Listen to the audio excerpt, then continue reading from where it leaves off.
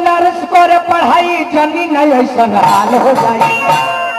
तब पहले दिन कॉलेज हड़ताल हो गई, पहले बवाल हो गई,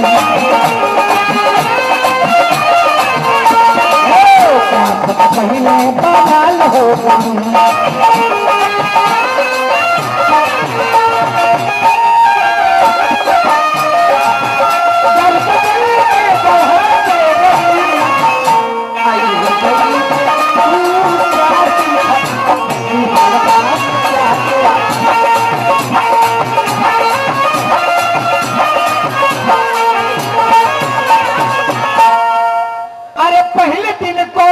हड़ताल हो गई, पहले बवाल हो गई।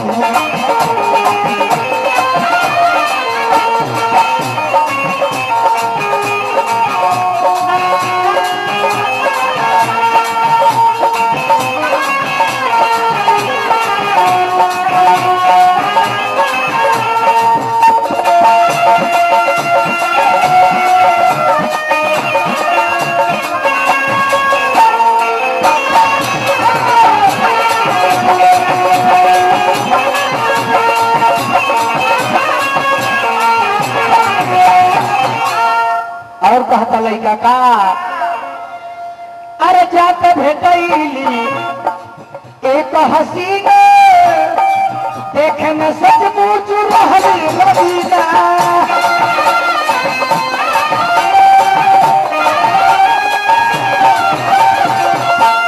कंपटीशन के मतलब है कि गाना का जवाब गाना से दे दी। अगर गाना का जवाब नहीं दे तो कंपटीशन ना, कहानी के जवाब नहीं दे तो कंपटीशन ना। जितना गाना बोले बड़े वो जवाब हमरा से ली, आ हम जौन गावत तनी ओकर जवाब उका से ली।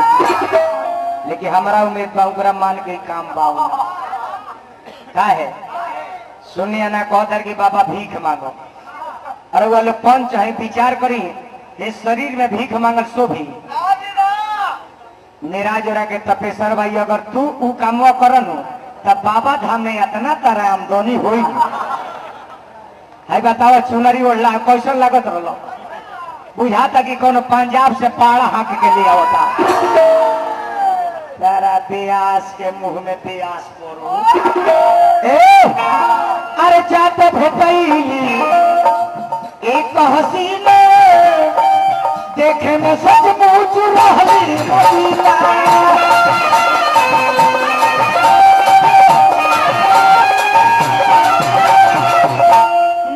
पता कुछ लेके न पवनी, रहे सुमार जनवरी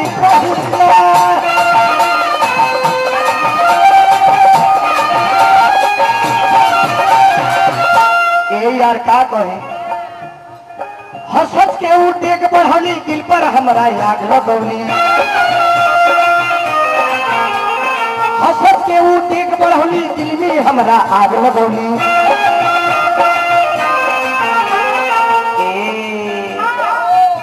पल जियल मोहाल हो गई, पहले बवाल हो गई,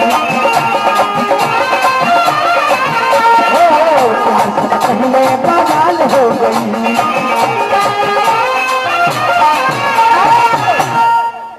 सबके नया नया गीत गाए तपेश्वर भाई वह गीत गई है जौन 5 साल पहले के स्वर गई बा।